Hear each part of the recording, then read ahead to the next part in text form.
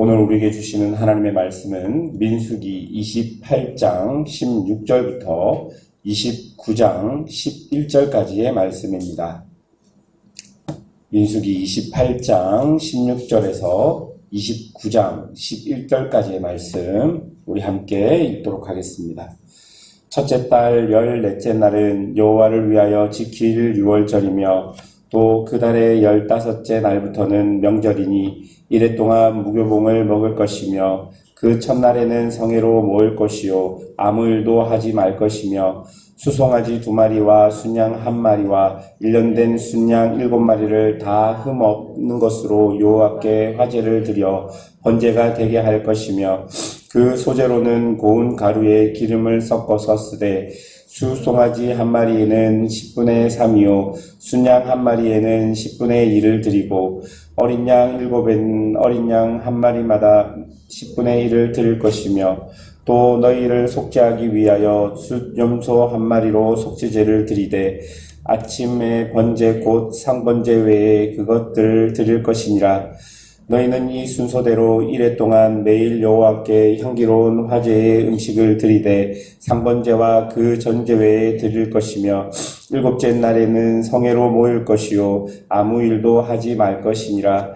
77절 처음 익은 열매를 드리는 날에 너희가 여호와께 새 소제를 드릴 때에도 성회로 모일 것이요 아무 일도 하지 말 것이며 수송아지 2마리와 순양 1마리와 1년 순양 7마리로 여호와께 향기로운 번제를 드릴 것이며 그 소재로는 고운 가루에 기름을 섞어서 쓰되 수송아지 1마리 10분의 3이요 순양 1마리에는 10분의 2요 어린 양 7마리에는 어린 양 1마리 10분의 1을 드릴 것이며 또 너희를 속죄하기 위하여 숫염소 1마리를 드리되 너희는 다 흠없는 것으로 상번제와 그 소제와 전제 외에 그것들을 드릴 것이니라. 7째 달에 이르러는 그날 초하루에 성회로 모이고 아무 노동도 하지 말라. 이는 너희가 나팔을 불 날이니라. 너희는 수송아지 1마리와 순양 1마리와 1년 되고 흠없는 순양 7마리를 여호와께 향기로운 번제로 드릴 것이며 그 소재로는 고운 가루에 기름을 섞어서 쓰되 수송아지에는 10분의 3이요 순양에는 10분의 2요 어린 양 7마리에는 어린 양 1마리 10분의 1을 드릴 것이며 또 너희를 속죄하기 위하여 숫염소 1마리로 속죄제를 드리되 그 달의 번제와 그 소제와 상번제와 그 소제와 그 전제 외에 그 규례를 따라 향기로운 냄새로 화제를 여호와께 드릴 것이니라. 7째 달 열흘날에는 너희가 성회로 모일 것이요 너희의 심령을 괴롭게 하며 아무 일도 하지 말 것이니라. 너희는 수송아지 1마리와 순양 1마리와 1년 순양 7마리를 다 흠없는 것으로 여호와께 향기로운 번제로 드릴 것이며 그 소재로는 고운 가루에 기름을 섞어서 쓰되 수송아지 1마리에는 10분의 3이요 순양 1마리에는 10분의 2요 어린 양 7마리에는 어린 양 1마리 10분의 1을 드릴 것이며 속죄제와 상번제와 그 소제와 그 전제 외에 숫염소 1마리를 속죄제로 드릴 것이니라. 아멘. 오늘 본문은 6월절과 77절, 나팔절, 속죄일과 같은 절기들을 우리에게 설명해 주고 있습니다. 제일 먼저 나오는 절기인 6월절입니다. 6월절은 첫째 달 14째 날이며 이날 이후 15째 날부터는 7일 동안 무교봉을 먹는 무교절이라고 기록하고 있습니다. 이 절기는 출애굽 직전에 하나님께서 애굽의 장자들을 죽이실 때 어린 양의 보혈 아래서 생명을 부지한 이스라엘을 통해 그동안 이스라엘을 노예로 잡고 있던 애굽의 권세는 여호와 하나님 아래 결박당하고 그 아래 있는 이스라엘이 하나님의 백성이 된 것을 기념하는 절기입니다. 그리고 그 이후에 있는 무교절은 누룩 없는 빵을 먹으며 즉시 일어나 종된 그 애굽을 떠나는 것을 기억하는 절기입니다. 이 유월절은 노예였던 이스라엘이 하나님의 언약의 백성으로서의 새로운 정체성을 부여받은 결정적인 사건을 기억하는 날입니다. 자신들을 구원하신 하나님을 기억하며 왜 자신의 민족이 그런 구원을 받았는지, 그 옛날 자신들의 선조들과 하나님이 맺은 언약이 무엇인지, 이런 본질적인 것들을 기억하고 그 언약이 아직도 자신들에게도 유효함을 발견해서 자신들이 누구인지를 정확하게 되새기는 날이 유월절일 것입니다. 여러 가지 말을 했지만 정리하자면 유월절은 이스라엘이 새로운 정체성을 부여받은 날이고, 이런 이스라엘의 정체성의 핵심은 하나님과의 관계인 것을 기억해야 된다는 날이 바로 유월절인 것입니다. 그리고 두 번째로 나오는 77절은 26절부터 나오는데요. 26절에 보면 처음 익은 열매를 드리는 날이라고 기록하고 있습니다. 여러분, 이 절기가 중요한 이유는 자신들의 생명이 누구 때문에 유지되고 있는지를 아는 날이기 때문에 중요합니다. 이제 이스라엘은 유목 생활에서 정착 생활로 변경해서 살아가야 합니다. 그들이 정착과 동시에 그들에게 다가오는 가장 큰 유혹은 그곳에 원래 살았던 원주민처럼 살지 않는 것입니다. 유목민과 정착민은 문화와 생활에서 아주 큰 차이가 있습니다. 정착 생활을 해보지 않은 이스라엘은 원래 정착민으로 살았던 그 가나안 사람들의 관습과 방법, 그들이 농사를 지으며 풍요를 누리고 그 풍요를 위해서 섬겼던 가나안 신들의 유혹을 이겨내야만 했던 것입니다.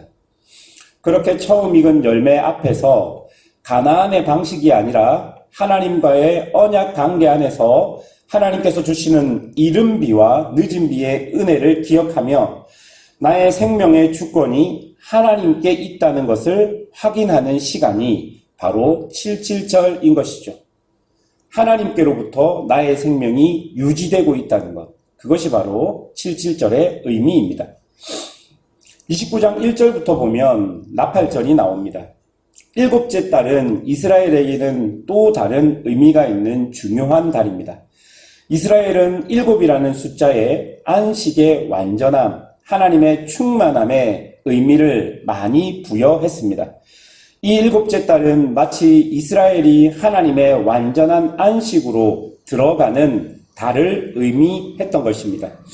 그래서 그 달 초하루에는 그들이 나팔을 불어 거룩하신 하나님과 하나님의 백성 이스라엘의 관계를 다시 한번 생각하고 기억하게끔 하였습니다.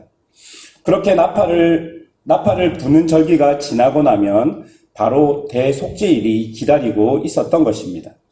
하나님의 백성이 하나님께 나아가기 위해서 그들 속에 있는 죄의 문제를 해결해야 하는 것이죠. 그 죄의 문제를 상징적으로 해결하는 날이 바로 대속죄일이었던 것입니다. 7절에 보면 대속죄일은 다른 절기와 다르게 너희의 심령을 괴롭게 해야 한다라고 말합니다. 이 말은 자기 안에 있는 죄의 문제를 분명하게 직면하라는 말입니다. 여러분, 속죄의 첫걸음은 자신의 죄를 정확하게 인정하는 것입니다. 죄를 회피하거나 인정하지 않는다면 그 죄는 내 안에서 더 이상 죄가 되지 않고, 그렇게 되면 나의 기준이 쉽게 무너져 버리고 말 것입니다. 그래서 하나님께서는 대속죄일로 이스라엘 민족을 부르면서 먼저 너희 심령을 괴롭게 해야 한다라고 이야기합니다. 그런데 용기를 내어서 자신의 죄의 문제를 회피하지 않고 도망가지 않고 자기 안에 있는 그 덕지덕지 붙어있는 죄의 문제를 직면하게 되면 그 죄로 인해서 하나님 앞에서 내가 도저히 살 수 없는 존재라는 것을 발견하게 될 것입니다. 하나님으로 충만해야 하고 하나님의 백성으로 살아가야 하는데 내 안에 아직 해결할 수 없는 죄의 습성들이 남아 있다는 것을 보게 되는 것이죠. 이렇게 스스로 해결할 수 없는 죄 앞에 절망할 수밖에 없는 자신의 모습을 보고 심령이 괴로울 수밖에 없는 것이죠. 그런데 그때 내가 해결할 수 없는 죄의 문제를 이 대속죄를 통해서 하나님의 방법으로 하나님께서 해결해 주시는 그 은혜를 경험하게 되는 것이죠. 괴로운 심령으로 하나님 앞에 있는데 하나님의 속죄의 은혜가 속죄를 통해 내 앞에 펼쳐지고 이제 더 나아가 약속된 메시아께서 오셔서 이 속죄의 완성을 하실 것을 기대하며 오실 메시아의 약속도 확인하는 것이 바로 이 대속죄일의 의미였던 것입니다. 사랑하는 여러분, 오늘의 본문은 절기들을 이야기하면서 18절과 26절과 29절과 그리고 29장 1절과 7절에 반복해서 성회로 모이고 아무 일도 하지 말라라고 이야기합니다. 이 말은 자신의 정체성과 먹고 사는 일, 그리고 우리가 우리의 죄를 속죄하고 그것으로 인해서 하나님의 평안으로 들어가는 일은 자기 스스로 노력해서 아무리 해도 되지 않는 일이라는 것을 우리에게 보여주고 있는 것이죠. 이런 일들은 하나님의 도우심으로 하나님께서 우리의 인생 가운데 일하심으로 이루어진다는 것을 우리에게 보여주고 있는 것입니다. 이스라엘의 절기는 이스라엘이 어디서부터 왔으며 어떻게 지금까지 살고 있고 앞으로 어디로 갈지를 그 날들 속에서 면밀하게 보여주는 날인 것입니다. 이스라엘은 이 날들을 매년 지내면서 자신들의 정체성을 생각했을 것입니다.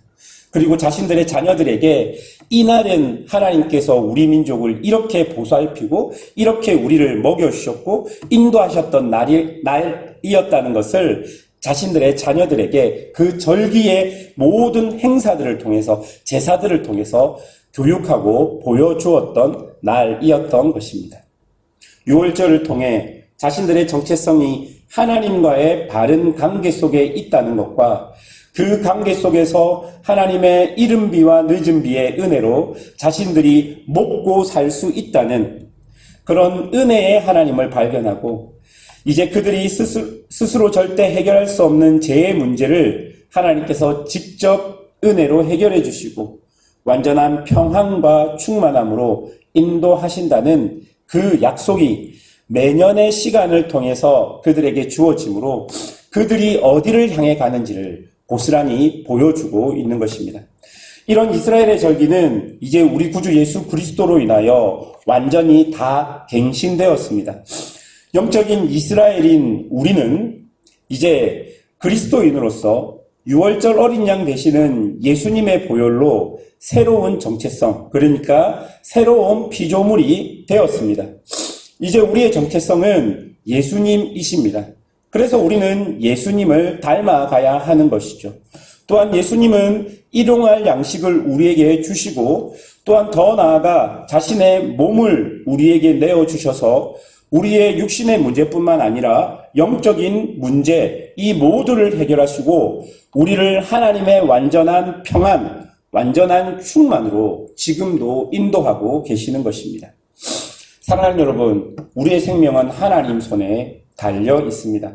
우리는 땅의 법칙이 아닌 하나님의 법칙, 하나님과의 관계 속에서 살아가는 존재입니다. 우리의 삶의 자리와 시간들이 모두 하나님의 것임을 고백하며 나의 생명의 주인이신 하나님께서 오늘도 나를 지키시고 보호하신다는 것, 그리고 오늘도 나의 모든 것들을 하나님께 맡겨드리며 하늘로부터 오는 신령한 은혜를 경험하는 그런 성도들이 되시기를 주님의 이름으로 축원합니다. 기도하겠습니다.